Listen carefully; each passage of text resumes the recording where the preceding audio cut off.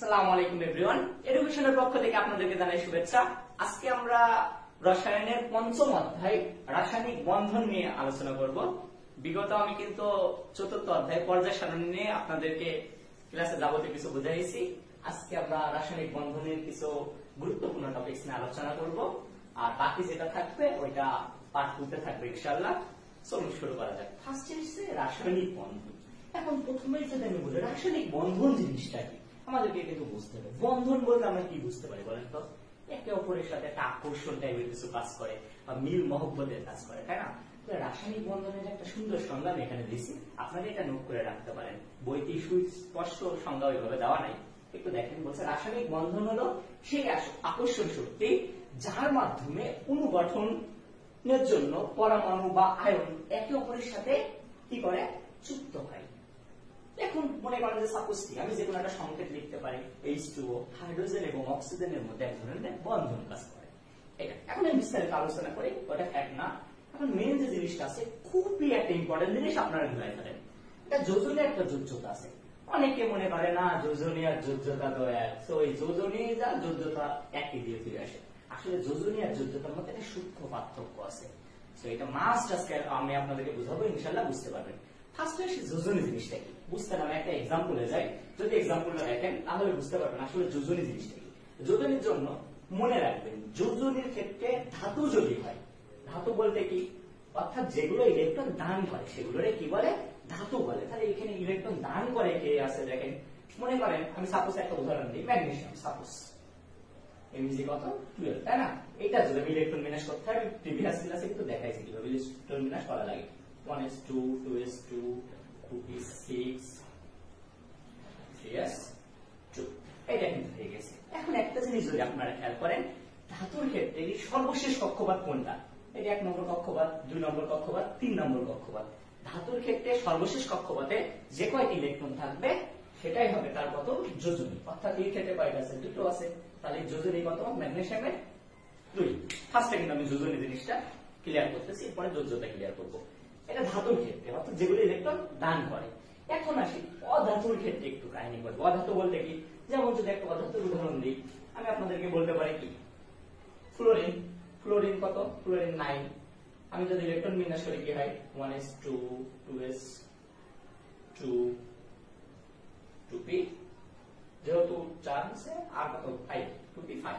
এবার যদি চলে আসি এখানে, সে কি এমন করবেন যে লাস্ট কক্ষপথ বলতে এখানকার ক্ষেত্রে কি, এই যে প্রথম কক্ষপথে তো আছে 2টা, পরের টাইম এখানে থাকছে তো 7টা। তাহলে কি 7টা হবে তার যোজনী? ফ্লোরিনের যোজনী কি 7? আসলে 7 না। এর জন্য আপনাকে একটু হুন্ডের নীতিটা বুঝতে হবে। হুন্ডের নীতিটা কি? হুন্ডের নীতিটা উনি বলতে চেয়েছেন যে সর্বশেষ শক্তি স্তরে যে কটা ইলেকট্রন থাকে সেগুলোর ক্ষেত্রে যে স্পিনটা থাকে, এটা মনে করেন যে স্পিনের ক্ষেত্রে কি হয়, একটা জিনিস মাথায় রাখবেন, প্রথম যে এস অরবিটাল আছে না, এর ভর কয়টা থাকে? একটাই ভর থাকে। এস অরবিটালের ভর হচ্ছে একটা। কিন্তু যখন মনে করেন এটা পি অরবিটালে চলে যায় না, পি অরবিটাল তো একটা আছে, এই এস এর ক্ষেত্রে মনে করেন একটাই ভর থাকে, কিন্তু পি অরবিটালের ক্ষেত্রে ভর থাকে হচ্ছে 3টা। যেমন ডি এর ক্ষেত্রে কয়টা থাকে? ডি থাকে 5টা, এরকম। এখন এই যে আপনার যে স্পিন গুলো আছে, এখন স্পিন গুলো কিভাবে বসবে? এস এর ক্ষেত্রে আমি বুঝে ফেলতে পারছি, 2টা বলতে কি আমি এইভাবে বসাতে পারি, এদিকে একটা যাবে, উল্টো দিকে একটা। স্পিন গুলো অলওয়েজ প্রথমে একটা একটা করে চলে যায় এইভাবে। কিন্তু যখন মনে করেন পি অরবিটালে যায় না, তখন কোন ক্ষেত্রে এমন হয়, এই দেখেন এই অরবিটালের নাম আছে px py pz আর কি। এখন দেখেন এখানে আছে কয়টা পি অরবিটালে বলেন তো? 5টা আছে। তাহলে কি করতে পারি, প্রথমে একটা একটা করে সব ঘরে বসবে, 3 ঘরে দেখেন একটা একটা করে বসে গেল। আর বাকি যে 2টা আছে আবার প্রথম দিকে বসবে, এখান থেকে একটা হলো, এখান থেকে একটা। তাহলে দেখেন এই একটা ঘরে কিন্তু কি আছে, কোন ধরনের এর সাথে বন্ধন নাই, অর্থাৎ ফাঁকা অবস্থায় আছে। তাহলে আমরা দেখবো যে যদি সেটা অধাতু হয়, এটা কিন্তু ধাতুর ক্ষেত্রে। ধাতুর ক্ষেত্রে কি, প্রথমটা বললাম যদি ধাতু হয় তাহলে সর্বশেষ কক্ষপথে যেটা আছে ওইটাই তার কি হলো, যোজনী। কিন্তু অধাতু যদি হয় সেক্ষেত্রে আপনাকে কি করতে হবে, এইভাবে কিন্তু দেখা লাগবে যে লাস্ট কক্ষপথে একদম পিওর অবস্থায় বিজোড় আছে কিনা, অর্থাৎ কোনটাই বন্ধন গঠন করে আছে কিনা এটা আপনাকে দেখতে হবে। তাহলে এর ক্ষেত্রে যোজনী কত দাঁড়ালো, 1। এই গেল হচ্ছে আপনার যোজনী। অধাতুর ক্ষেত্রে এভাবে দেখতে হবে।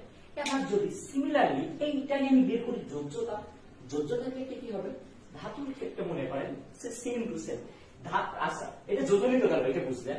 যোজ্যতার সংজ্ঞাটা আমি বলে দিই, ফার্স্ট আগে যোজনীটা বলি। যোজনী বলতে একটা মৌল অপর মৌলের সাথে যুক্ত হওয়ার যে ক্ষমতা, যে কটা ইলেকট্রন দ্বারা যুক্ত হতে পারে। আমি যদি এখানে ম্যাগনেসিয়াম আর মনে করেন যে অধাতুর সাথে একটা যুক্ত করি, তাহলে এক অপরের সাথে যুক্ত হতে যে কটা ইলেকট্রন প্রয়োজন হয় আর কি। এখন মনে করেন আমি যে ডেল্টাতে আপনার ক্লিয়ার করছি, এইটার ক্ষেত্রে যদি যোজ্যতা বের করি, যোজ্যতা বের করার ক্ষেত্রে কি হবে, সর্বশেষ কক্ষপথে যে কয়টা ইলেকট্রন আছে সেটাই হবে তার কি যোজ্যতা। সর্বশেষ কক্ষপথে বলতে কি, দেখেন ম্যাগনেসিয়ামের ক্ষেত্রে সর্বশেষ কক্ষপথে কয়টা আছে, যে দুইটা আছে সর্বশেষ কক্ষপথে। আর এর ক্ষেত্রে কয়টা আছে সর্বশেষ কক্ষপথে, 7টা আছে। তাহলে যখন মনে করেন আমি যোজ্যতা বের করবো, এগুলো তাহলে কি গেল, এগুলো হচ্ছে যোজনী। আর যদি মনে করেন যোজ্যতা বের করি, যখন এটা আসবে যোজ্যতা, যোজ্যতার ক্ষেত্রে তাহলে কি হবে, দেখেন যোজ্যতা বলতে সর্বশেষ কক্ষপথে মোট ইলেকট্রন গুলো তার হবে যোজ্যতা। তাহলে দেখেন ম্যাগনেসিয়ামের ক্ষেত্রে ওখানে কয়টা গেল, এমজির ক্ষেত্রে মনে করেন 2টা। আর যখন মনে করেন অধাতুর ক্ষেত্রে আসছে, ফ্লোরিন ক্ষেত্রে 2 + 5 7টা। তাহলে কয়টা হবে 2 আর 7, সরি কলমে কালি দিচ্ছে না, এটা হবে 2, এটা হবে 7। হ্যাঁ, এখন অনেকে বলতে পারে যে কিছু কিছু মৌলের ক্ষেত্রে যোজনী আর যোজ্যতা সেম থাকতে পারে। এটার ক্ষেত্রে দেখেন যোজনীগত ম্যাগনেসিয়ামের 2 আর যোজ্যতা কত বেরিয়েছে 2, হতেই পারে। যোজ্যতা মানে সর্বশেষ কক্ষপথে যতগুলো ইলেকট্রন থাকবে সবগুলো তার যোজ্যতা, সোজা কথা। কিন্তু যোজনের ক্ষেত্রে সর্বশেষ কক্ষপথে যে কটা থাকবে একটা না, এর ক্ষেত্রে দেখতে হবে লাস্টে যে ধাতুর ক্ষেত্রে তো শেষের ওইগুলো রাখবেন, কিন্তু অধাতুর ক্ষেত্রে যে কি করবেন, খুঁজতে হবে এভাবে নীতি অনুযায়ী বিজোড় অবস্থায় আছে কোনটা স্পিনে। আশা করছি আপনাদের যোজনী আর যোজ্যতা নিয়ে কোনো ধরনের প্রবলেম হবে না ইনশাআল্লাহ। আল্লাহ ভরসা। এখন আমি নেক্সট যে টপিকটা আপনাদের আলোচনা করব, যৌগমূলক আছে। এখন what is the means of যৌগমূলক, আপনারা স্ক্রিনশট নিয়ে নিতে পারেন, আমি মুছে ফেলছি এটা। আচ্ছা, এরপরে আছে যৌগমূলক। যৌগমূলক জিনিসটা কি, এক বা একাধিক মৌল একসাথে যুক্ত হয়ে যদি একটি মৌল নিয়ে আসে তাহলে সেটাকে বলবো যৌগমূলক। এক বা একাধিক বলতে কি বোঝালাম, মনে করেন সাপোজ আমরা এমন লিখি না, NH4 লিখি না, অ্যামোনিয়াম। এখানে দেখেন এক বা একাধিক কেন বলছি, একটা নাইট্রোজেন আছে তাই না, আর হাইড্রোজেন আছে কয়টা, এখানে 4টা হাইড্রোজেন, তাহলে একটা 4টা মিলে একসাথে যুক্ত হয়েছে। কিন্তু আমি কি নাম এখন বলছি নাইট্রোজেন হাইড্রোজেন বা এমন তো আর বলতেছি না তাই না, এখন এর একটা নাম আছে, এই নামটা কি অ্যামোনিয়াম। এর নাম কি অ্যামোনিয়াম। এটা NH4 প্লাস এরকম হয়, বা ইউরো যোজনী আছে আলাদা ভাবে কত 1। বইটা একটা চার্ট আছে, সুন্দরভাবে মুখস্থ করে নেবেন। আপনাদের ক নম্বরের ক্ষেত্রে বলতে পারে যৌগমূলকটা কি, আর খ নম্বরের জন্য খুবই ইম্পর্টেন্ট যোজনী যোজ্যতা পার্থক্য দিতে পারে, বা কোনোটা বের করে আপনাকে সেখান থেকে এক্সাম্পল দেখাতে বলতে পারে। সো মাস্ট বি এটা কি করবেন, মনে রাখবেন। আচ্ছা, এখন নেক্সট যে জিনিসটা আছে রাসায়নিক সংকেত লেখার নিয়ম। এখন রাসায়নিক সংকেত লেখাতে এটা খ নম্বরে দিতে পারে। এইটার জন্য আপনার বইতে দেখবেন অনেক কটা রুলস আছে, এত লাগবে না। আমি সহজভাবে আপনাদেরকে 3টা মতো রুলস বলে দিচ্ছি, লিখতে পারবেন। পরীক্ষায় 2 মার্ক আসবে, 4, 5টা 7টা টাকা তো করার প্রয়োজন নাই। তাহলে দেখেন কি লিখবেন। এখন যদি রাসায়নিক ইয়ে বলতে কি, মনে করেন সাপোজ এরকম আছে, মনে করেন একটা আপনি ইয়ে লিখি, সরি অনেকক্ষণ ইয়ে রাখছি। মনে করেন একটা আপনাদেরকে একটা সংকেত যদি আমি লেখা হয়, তাহলে মিডিল পয়েন্টে কি থাকে, হয় সমান চিহ্ন থাকে, না হলে কি থাকে, একটা তীর চিহ্ন দেওয়া থাকে। বা আরো আমি আপনাদেরকে একটা উদাহরণ দিতে চাই, N2 + H সমান কি হয় NH3। তো দেখেন এই বাক্যের ক্ষেত্রে আমরা ফার্স্টে যেটা আছে তার বাম দিকে যেগুলো আছে আপনি এইভাবে লিখবেন যে রাসায়নিক বিক্রিয়ার ক্ষেত্রে বিক্রিয়ক এবং উৎপাদ, বাম দিকে যেটা থাকে এটার নাম বিক্রিয়ক বলে, ডান দিকে যেটা থাকে এটা উৎপাদ বলে। হ্যাঁ, অপোজিট এর ক্ষেত্রে দেখাতে পারে, তবে ইউজুয়ালি যেটা নিয়ে স্টার্টিং করা হয় এগুলো বিক্রিয়ক, পরবর্তী যেটা পাচ্ছে এটা হচ্ছে উৎপাদ। তাহলে এখন দেখেন বিক্রিয়ক উৎপাদ তো আপনারা বুঝলেন। এখন কথা হচ্ছে মাঝখানে কি চিহ্ন ব্যবহার করতে পারে, এটা তীর চিহ্ন ইউজ করতে পারে, অথবা আরেকটা কি সমান চিহ্ন ইউজ করতে পারে। তাহলে লিখতে পারেন যে বিক্রিয়ক এবং উৎপাদকে আলাদা করে বোঝানোর জন্য তীর চিহ্ন অথবা সমান দিয়ে বোঝানো হয়। আরেকটা জিনিস দিতে পারেন যে আপনার ইউজুয়ালি এগুলো কি ইংলিশ বর্ণে লেখা হয়, সব থেকে ইংরেজি লেখার বর্ণনা, এই যে NH যেগুলো আছে এগুলো ইংরেজি লেখার বর্ণ তাই না, সেগুলো আমরা কি করতে পারি ইংরেজি লেখার বর্ণ দিয়ে লিখি তাই না। আর নেক্সট যে জিনিসটা আছে পরবর্তীতে আরো বলতে পারে যে আপনার একটা তারিখ কি গেল, আমি বললাম যে বিক্রিয়ক হাতের বাম দিকে থাকে ইউজুয়ালি, আর উৎপাদ হাতের ডান দিকে থাকে।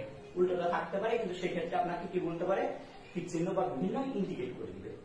এখন আরেকটা ইয়েকে দিলাম একাধিক যদি বিক্রিয়ক বা উৎপাদ হয়, এখানে দেখেন বিক্রিয়ক কয়টা, নাইট্রোজেন একটা, হাইড্রোজেন মনে করেন আরেকটা, তাহলে দুইটা একাধিক বিক্রিয়ক হলে প্লাস চিহ্ন দ্বারা বোঝানো হয় কি প্লাস চিহ্ন থাকবে। এটা একটা উদাহরণ।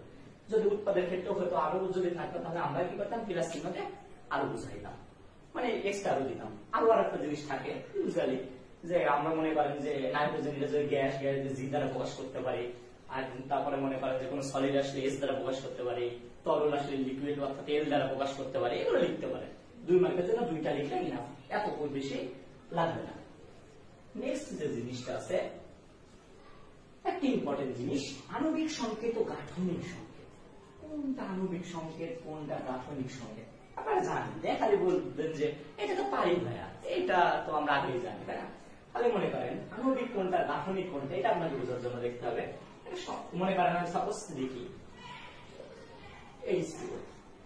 এমন যদি দেখি, এইটা আমি দেখেন হাইড্রোজেন আর অক্সিজেনের সিম্পল ভাবে যে সংকেতগুলো লেখা এটা আণবিক সংকেত বলে। আর এই গাঠনিক সংকেত যদি আমি মনে করেন যে লিখি, অর্থাৎ দেখেন এখানে হাইড্রোজেন কয়টা আর অক্সিজেন কয়টা, দেখছেন অক্সিজেন একটা হাইড্রোজেন দুইটা আছে, তাহলে আমি এটাকে এভাবে লিখতে পারি না, একটা মনে করেন অক্সিজেন দিলাম, এদিকে একটা হাইড্রোজেন দিলাম, এদিকে একটা হাইড্রোজেন দিলাম, এটা লিখতে পারি না। আরেকটা যদি উদাহরণ দিই, সাপোজ NH3, তাই না? অ্যামোনিয়া, NH4 না অ্যামোনিয়া, এটা অ্যামোনিয়া। তাহলে দেখেন নাইট্রোজেন একটা, হাইড্রোজেন কয়টা, তিনটা না? তবে একটা জিনিস মনে রাখতে হবে, একটা সর্বোচ্চ 4টা হাত হতে পারে, NH4 পর্যন্ত হতে পারে। কোন সময় দেখছেন যে এরকম মনে করেন যে 5টা বন্ধন দিয়ে যুক্ত হবে, ইউজুয়ালি 5টা বন্ধন থাকবে না, 3টা থাকে। এগুলো জৈব যৌগের ক্ষেত্রে বেশি ব্যবহৃত হয়। তো জাস্ট একটু দেখে নেন, খ নম্বরে দিতে পারে। সো জাস্ট আণবিক সংকেত কাকে বলে, গাঠনিক সংকেত কাকে বলে এটা জানবেন। আণবিক সংকেত বলতে একটা সংক্ষিপ্ত রূপ বোঝায়, আর গাঠনিক সংকেত বলতে মনে করেন যে পুরোপুরি ভাবে আমরা আইডেন্টিফাই করতে পারি যে এটা না কি হবে। আণবিক সংকেতে মনে করেন শর্ট ভাবে লেখা আছে, কিন্তু এখানকার ক্ষেত্রে পূর্ণাঙ্গ ভাবে লেখা থাকে, আমরা বুঝতে পারবো কোনটা যোজনী কয়টাই আছে, অর্থাৎ এখানে হাইড্রোজেন এক্স্যাক্টলি কয়টাই আছে গাঠনিক সংকেত দ্বারা বোঝা যায়। আণবিক সংকেতে অলওয়েজ এইভাবে বোঝা পসিবল হয় না। দেখা যাচ্ছে আমরা এমন দেখলো এনও থাকলো, সাপোজ এখানে আরো কিছু হতেই পারে, এনও মানে এখানে দেখা যাচ্ছে নাইট্রোজেন একাধিকটাও থাকতে পারে, অন্য কিছু থাকতে পারে, সাপোজ বলছি আর কি, এমন হতে পারে। আচ্ছা, নেক্সট যে জিনিসটা আছে দেখেন অষ্টক ও ধ্রুবের নিয়ম, ইম্পর্টেন্ট জিনিস। অষ্টক নিয়ম বলতে ইউজুয়ালি প্রত্যেকটা মৌলই চাই কি বলেন তো স্থিতিশীল থাকবে, অর্থাৎ সর্বশেষ কক্ষপথ ইউজের 8টা ইলেকট্রন দ্বারা পরিপূর্ণ থাকতে চায়। তাহলে 2 নিয়ম পেল, ওটা 10 নিয়ম পেল, তাই না? 2 নিয়ম তো উপর থেকে আসেনি, তাই না?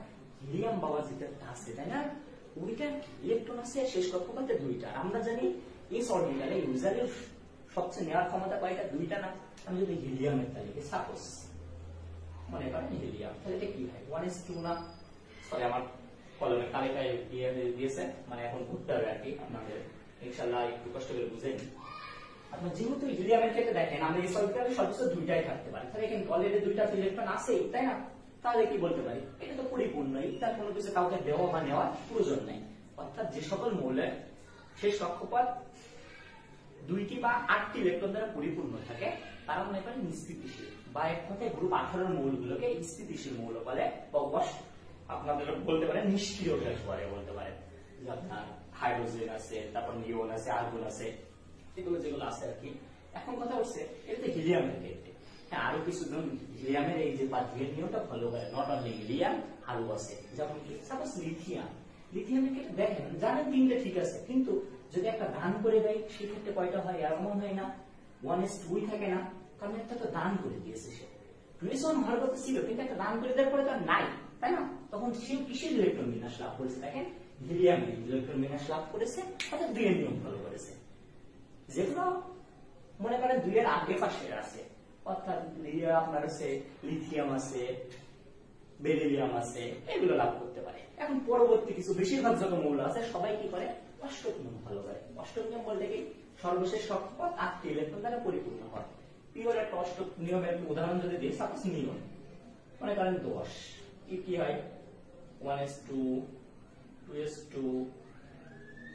2p6, দেখেছেন এই সর্বশেষ কক্ষপথ দেখেন এখানে 2, এখানে দেখেন 8টা, সর্বশেষ কক্ষপথ 8টি ইলেকট্রন দ্বারা পরিপূর্ণ আছে, তাহলে এটা আমি কি বলতে পারি অষ্টক নিয়ম হয়ে গেছে। হ্যাঁ এখন কিছু জিনিস আছে, আগে আমি সে ম্যাগনেসিয়ামে ব্যাট যাই, সাপোজ যদি আমি ম্যাগনেসিয়ামে ব্যাট যাই তাহলে এখানে কি হবে 12, এটা থেকে কি হয় 1s2 2s2 2p6 3s2, এইটা দেখেন এইটাই 2টা দান করে, পরে 8টা, এই সর্বশেষ কক্ষপথে 2টা এক্সট্রা ইলেকট্রন আছে, ও এখন ইচ্ছা করলে কি করতে পারে এই 2টা ইলেকট্রন কাউকে দান করে দিতে পারে।